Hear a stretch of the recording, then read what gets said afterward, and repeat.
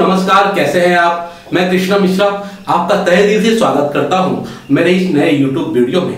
आज का जो मैंने वीडियो का टॉपिक चुना है वो बहुत ही इंपॉर्टेंट टॉपिक है और ये जो टॉपिक है ये सत्य घटना पे आधारित है। मैं आपको एक रियल स्टोरी सुनाऊंगा, एक पेरेंट की याद बीती सुनाऊंगा जिनका उम्र शायद 50 के ऊपर होगा। तो ऐसे माता पिता की आज आपको मैं कहानी सुनाऊंगा कि उन्होंने कौन सी ऐसी गलतियां की जो आज अपने बच्चों से दूर हैं, उनके बच्चों उनको याद नहीं करते या वो पछता रहे हैं कि अब मैंने कौन सी। तो उन्होंने अब मुझको ये कहानी शेयर की। ये कहानी तब की है जब मैं कोचिंग के लिए हीरानंदानी के एक इलाके में किसी बिल्डिंग में पढ़ाने के लिए जाया करता था। तो आज मैं उसी घर के सामने एक बूढ़े माता पिता रहते थे, उनकी कहानी मैं आपको आज शेयर करूंगा कि उन्होंने कौन सी गलतियां की पेरेंटिंग की जो उनको नहीं करनी चाहिए थी। और उन्होंने अपने खुद बताया कि मैंने ये सब गलतियां की। तो उन्होंने बताया कि आप ये कहानी सुनो और लोगों को बताओ कि प्लीज बच्चों के साथ में ऐसा न करें। तो ये कहानी सुनने से पहले मैं चाहता हूँ कि आप मेरा चैनल पेरेंटिंग कृष्णा, पेरेंटिंग ज्ञान करके जो मेरा चैनल है उसको सब्सक्राइब कीजिए और उसमें बेल आइकन को दबाए।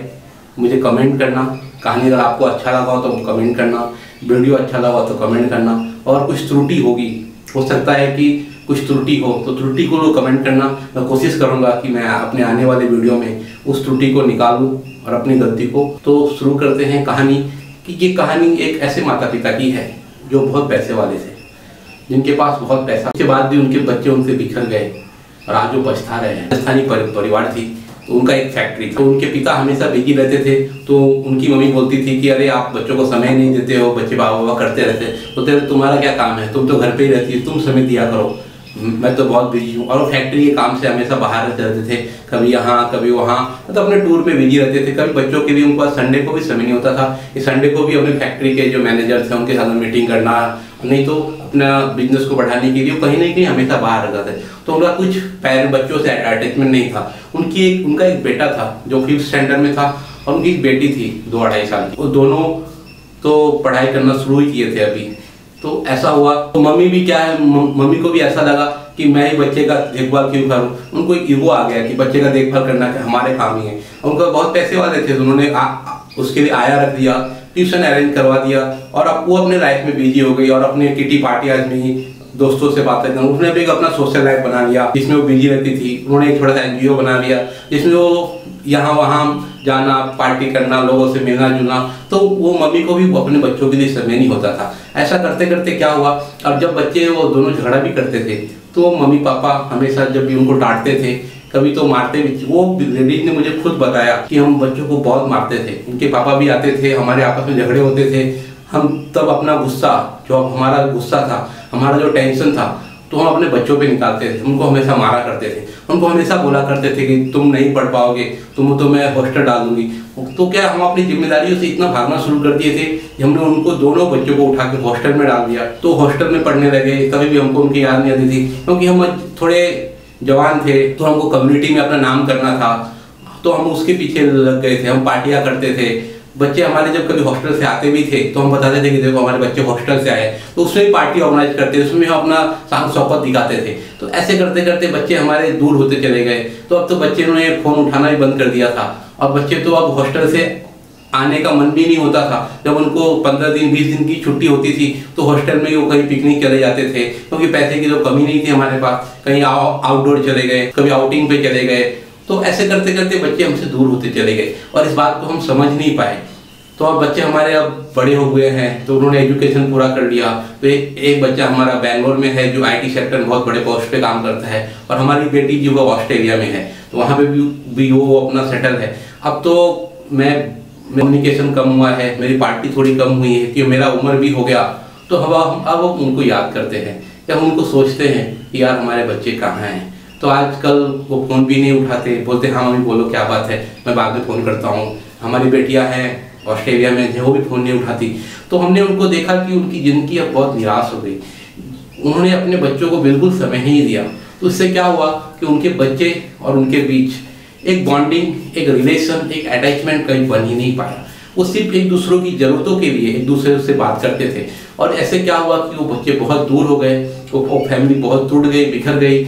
आज वो लेडी हमको बताई कि हमने जो गलती की है इसका एहसास उनको आज हुआ है, क्योंकि आज जो हमारे साथ नहीं है और हम आज मुझे उनकी याद भी आती है। आज मैं बहुत अकेलापन महसूस करती हूँ, क्योंकि एक उम्र होने के बाद क्या हुआ, बाकी हमारे जो सहेलियाँ थी, बाकी हमारे जो दोस्त थे, सब अपने अपने परिवार में बिजी हो गए। आज हम अकेले हो गए। आज हम अकेले इस तरह हो गए कि कभी कभी तो हमको आत्महत्या करने का मन होता है, सुसाइड करने का, कि मैंने जिंदगी में जो सबसे महत्वपूर्ण पल था, जो परवरिश वाला पेरेंटिंग का, उस टाइम में मैं अवेलेबल नहीं थी। तो मैं हर एक पेरेंट को एक ही चीज़ कहना पाऊंगा कि आप पैसे कमाने के चक्कर में, अपने आप को बड़ा दिखाने के चक्कर में, एक हेल्दी, एक वेल्दी, एक लाइफस्टाइल जीने के चक्कर में, एक समाज में अपना एक बड़ा स्टैंडर्ड बनाने के चक्कर में अपने बच्चों को समय देना जरूर शुरू करें। क्योंकि मैं चाहता हूं कि अगर आपके बच्चे अगर आपके साथ में नहीं है, अगर आपका बच्चे के साथ में बॉन्डिंग नहीं है, तो इस बॉन्डिंग को पैदा करें, एक अटैचमेंट दे। अगर आप हो सकता है कि हर एक माता पिता पढ़ने में होशियार नहीं होते, तो अगर आप टीचर नहीं हैं,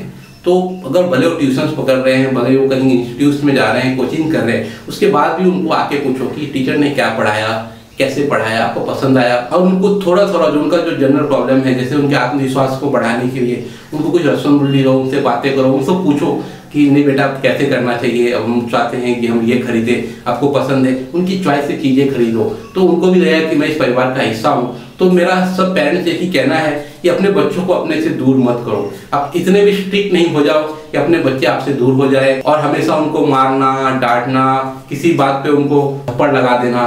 कितनी माता पिता तो गाली गलौज करते हैं बच्चे के साथ, जानवरों के नाम तक लेके उनको संबोधित करते हैं। तो ये सब सारी चीज़ें जो है ना बहुत खराब है। ये कहानी के माध्यम से मैं सिर्फ आपको ये समझाना चाहता हूँ कि अगर आपका जो कीमती समय, आपका जो बहुमूल्य समय जो समय है, उसमें से कुछ घंटे, 1 घंटे, आधा घंटे, 2 घंटे और एक दिन एक ऐसा जो अपने परिवार के निकालें, जिसमें आपके जो बच्चे हैं ये आपके लिए, यही बच्चे आपका फ्यूचर है। तो ये अगर आपका फ्यूचर खराब हो रहा है तो उस पर ध्यान दें। पैसा कमा के क्या फायदा जब आपके पास आपका परिवार ना हो, आपका बच्चा ना हो, और ऐसे समय पे जब आपको उनकी जरूरत हो।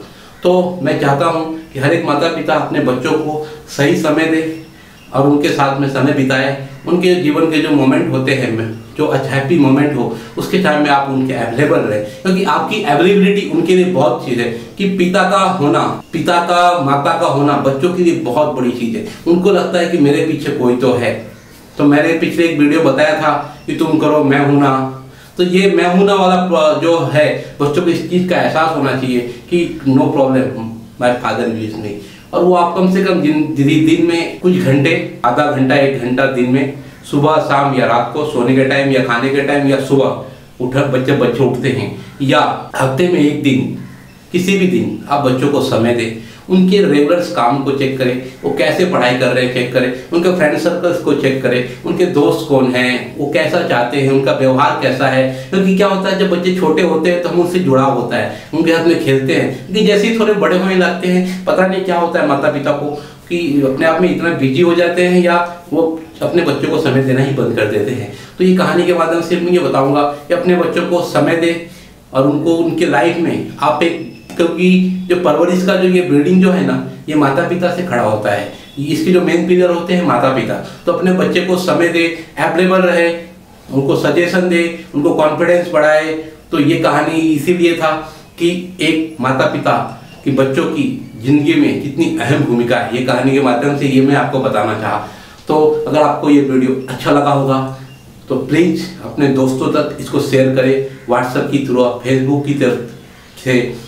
और मेरा चैनल जो है पेरेंटिंग ज्ञान, इसको आप सब्सक्राइब करें, बेल आइकन दबाएं। और मुझे आपको ये स्टोरी के बारे में आपको कैसा लगा प्लीज़ ये कहानी में के माध्यम से मुझे आप बताएं, और कमेंट के माध्यम से मुझे आप इसको कमेंट करें और अपने दोस्तों के, अपने जगह। मैं चाहता हूँ कि ये वीडियो में दिन ब दिन आपकी अच्छी अच्छी वीडियो बनाते रहूँ, ताकि आपकी कमेंट से मुझे एक एप्रिसिएशन मिलेगा और मुझ में भी आत्मविश्वास आएगा, तो मैं भी वीडियो बनाऊंगा। तो अगर आपको ये वीडियो अच्छा लगा होगा तो नमस्कार।